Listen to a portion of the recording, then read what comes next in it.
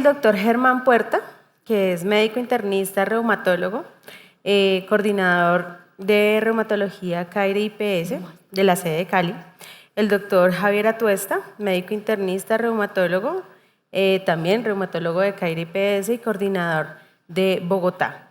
Y ellos nos van a hablar acerca de la experiencia de utilización de biotecnológicos y biosimilares en artritis reumatoidea, lupus y espondiloartritis. Bienvenido, doctora Tuesta. Todo suyo. El público.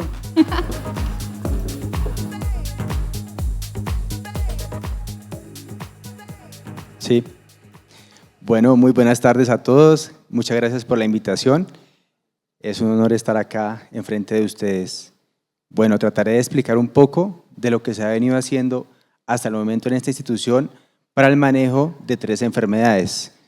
Yo me dedicaré a lupus y a espondiloartritis. El doctor Puerta ya hablará un poco más de artritis reumatoide, acerca de la experiencia, principalmente con el uso de biosimilares. Entonces, para empezar, vamos a tratar de definir qué es cada uno de ellos. Entonces, un biológico se define como aquel que tiene principio o está conformado por material vivo. Esto puede ser conformado por anticuerpos monoclonales, pueden ser secundarios también a enzimas o sustituciones de algunas moléculas. También pueden estar asociados a función de receptor. Un biotecnológico es un biológico también, pero que tiene una modificación genética. Y esa modificación genética lleva a que las células produzcan sustancias que luego se van a convertir en medicamentos. Y un biosimilar también es un producto de origen biológico, pero tiene una diferencia grande en cuanto a complejidad y en cuanto a métodos de producción.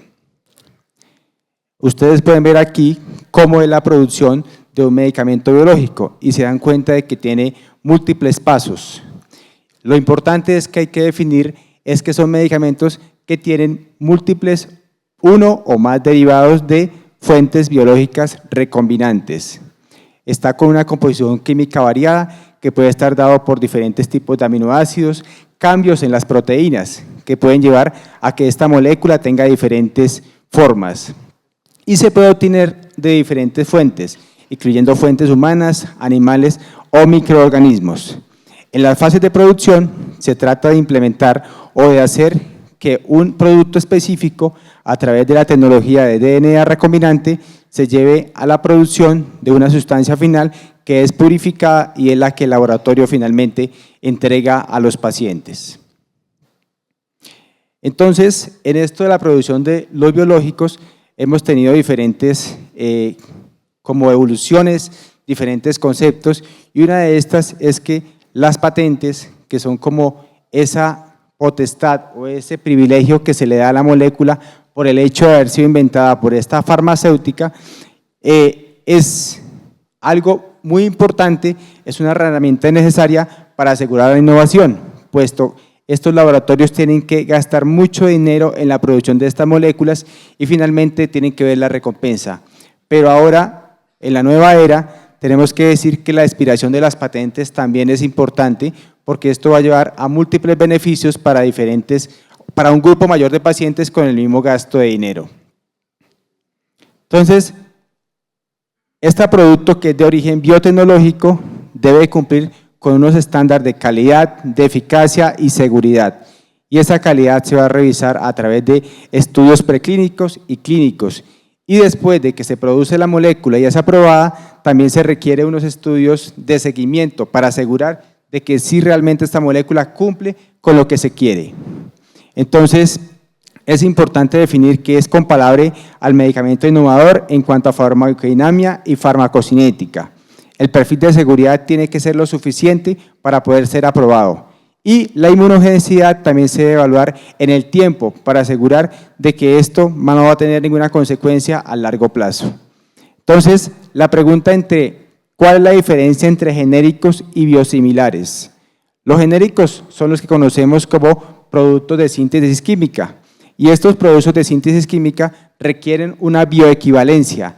La bioequivalencia le da a ese medicamento genérico la característica de ser eficaz y seguro como el innovador. Digamos que es un proceso un poco menos complejo que lo que diferente a lo que es un biológico, que un biológico obviamente debe cumplir con estas características de tener bioequivalencia, pero no solamente eso, requiere un proceso mucho más largo para ser aprobado. ¿Cuál característica tiene el biológico biosimilar? Pues que es 15-20% más económico que el de referencia. Otra cosa es que la molécula es de un peso molecular mucho mayor, por ende mucho más compleja y difícil de replicar. Mayor tiempo para su aprobación y un control estricto durante y posterior a la comercialización. Ustedes pueden ver que no solamente en la parte de arriba pueden ver cómo se produce un medicamento de origen biológico desde el principio, cuando es producto de referencia. Fíjense que las fases son mucho mayores y requiere un tiempo mayor comparado a un medicamento biológico que el tiempo es mucho más corto y de hecho algunas fases no son necesarias. Y en la parte de abajo pueden ver cómo se caracterizan las diferentes moléculas. En la parte izquierda pueden ver cómo es el acetaminofén, que es una molécula química simple.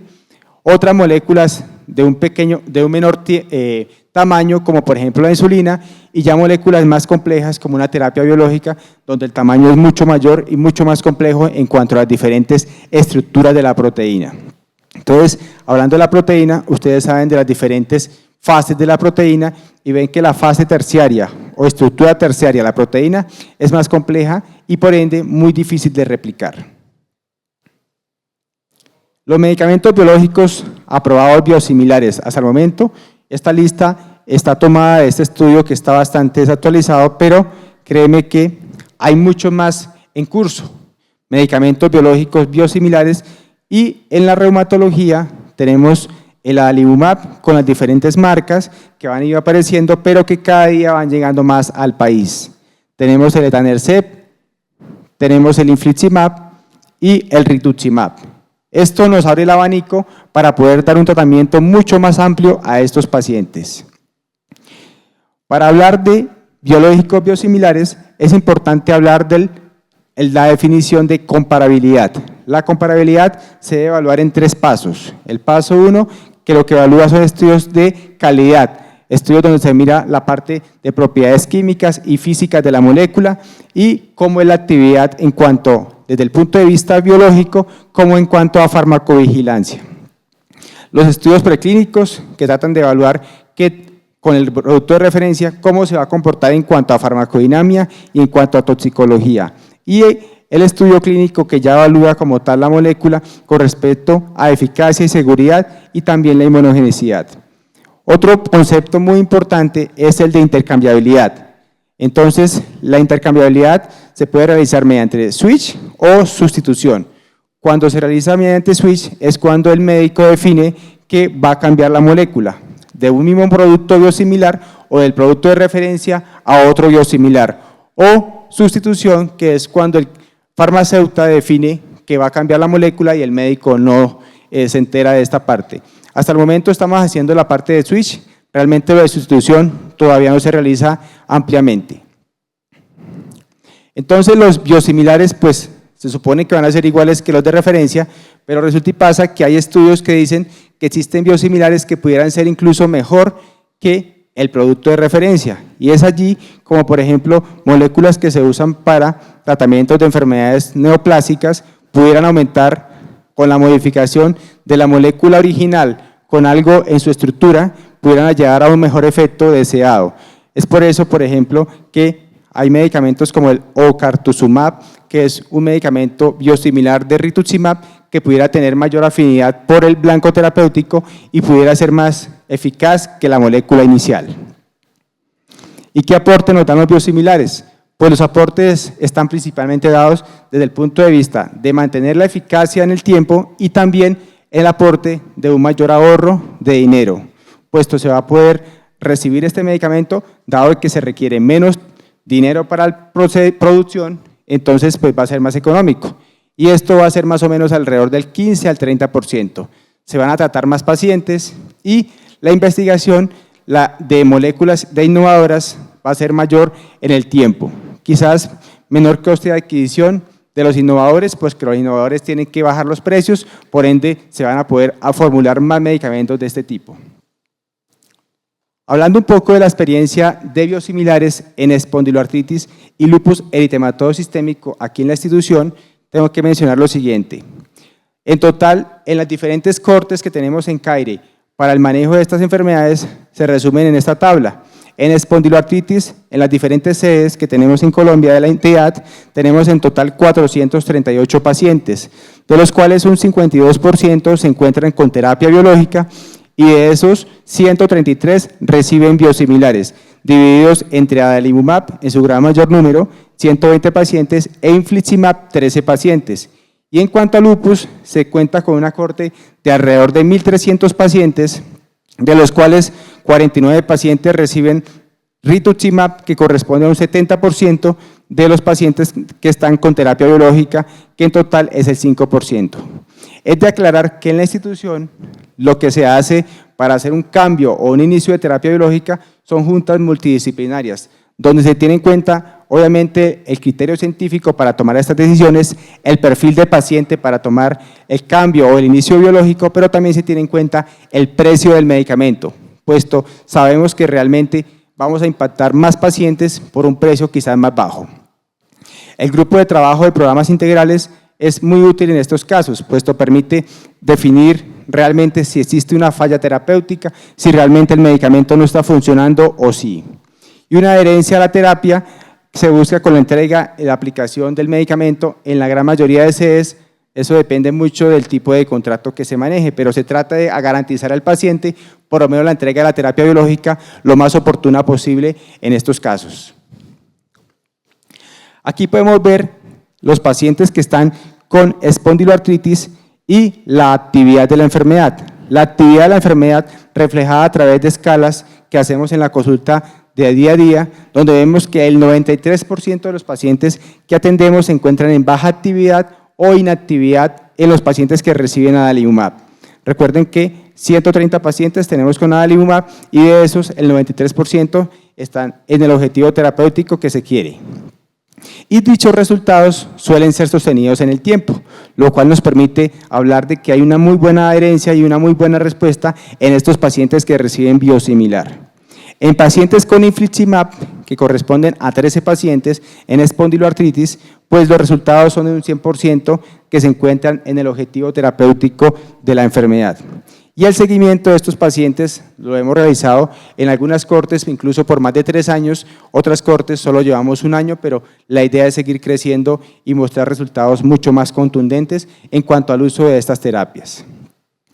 En este gráfico podemos ver en una presentación que se hizo de el trabajo que se realizó con los pacientes de una de las cortes de pacientes, donde al hacer el seguimiento de pacientes con espondiloartritis y que recibían terapia con adalimumab, correspondiendo a 77 pacientes con un posterior tiempo de seguimiento de 1 año, de 1 año de seguimiento, 67 pacientes, 66 pacientes, el cambio de medicamento biosimilar, estando recibiendo una terapia, sea el producto de referencia o sea otro biosimilar, esta respuesta clínica al seguimiento al año se mantuvo, lo cual habla de lo importante o lo útil de hacer el cambio de medicamentos, e incluso ese cambio de medicamentos se puede hacer sin ningún problema y se mantiene el objetivo terapéutico en estos pacientes. Fíjense que en el seguimiento a los 12 meses alrededor de 80% se encontraban con la enfermedad inactiva, lo cual nos da un resultado bastante prometedor.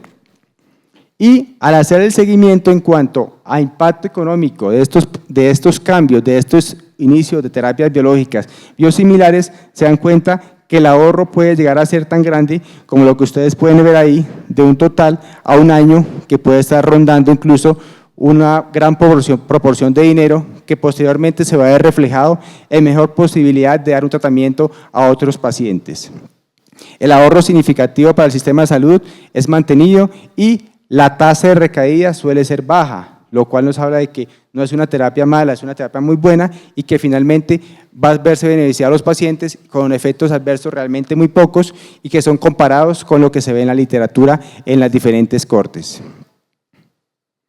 En cuanto a lupus vemos que los pacientes que se encuentran con rituximab, que son 49 pacientes, un 83% de los pacientes se encuentran en actividad leve o sin actividad. Digamos que con rituximab la gran dificultad del lupus es que el rituximab se usa más para casos más severos, lo cual lleva a que estos pacientes llegar a un objetivo de estar en total remisión suele ser más difícil. Por eso, estos pacientes, la respuesta no es tan alta como la que vemos con espondiloartritis o lo que vemos de pronto con artritis reumatoide. Sin embargo, los resultados son muy buenos y el seguimiento o la aplicación mejor del rituximab suele ser anual.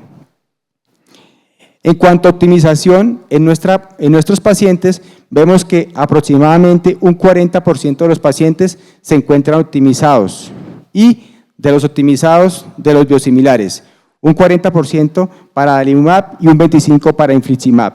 Este resultado es muy bueno porque esa optimización nos permite usar medicamento igualmente biosimilar, igualmente económico, pero que usualmente el resultado va a ser muy bueno y se va a ahorrar medicamento con el uso así de esta terapia, de forma optimizada.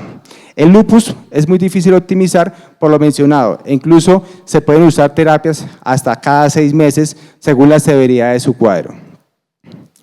En esta presentación que se hizo en el curso de Cali, nos mostraban aquí, que hizo el doctor Edwin, igualmente en los pacientes que se realizó optimización de terapia biológica, que los resultados no se pierden, teniendo enfermedades activas alrededor del 88%, que es un resultado bastante bueno y que se mantiene en el tiempo después de un seguimiento hasta de 7 meses, en los pacientes que se logró una remisión de la enfermedad por más de 1 año.